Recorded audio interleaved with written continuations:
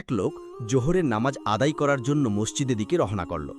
রাস্তায় প্রচুর পরিমাণে কাদা থাকার কারণে হঠাৎ করে লোকটি পা পিছলে পড়ে যায়, যার কারণে তার কাপড় নষ্ট হলো। তখন লোকটি বাড়িতে গিয়ে কাপড় চেঞ্জ করে আবার মসজিদের দিকে রওনা করল। দুর্ভাগ্যবশত লোকটি আবার পড়ে কাদার মধ্যে। লোকটি আবার বাড়িতে গেল এবং পোশাক পরিবর্তন করে আবার মসজিদের দিকে রওনা করল। এমন সময় এক অপরিচিত লোক তার হাত ধরে মসজিদ পর্যন্ত এগিয়ে দিল। তখন লোকটি অপরিচিত মানুষকে জিজ্ঞাসা করল, ভাই, আপনি কে? আপনাকে তো আমি চিনলাম না। তখন অপরিচিত লোকটি বলল, আমি হলাম শয়তান।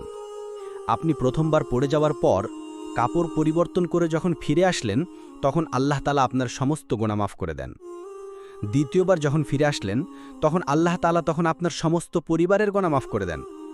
এখন যদি আবার ফিরে আসেন, তাহলে তো আপনার পুরো এলাকাবাসীর গুনাহ মাফ করে দেবেন। তাহলে তো পুরো এলাকাবাসীর গুনাহ মাফ হয়ে যেতে পারে। এই ভয়ে আপনাকে মসজিদ পর্যন্ত এগিয়ে দিন।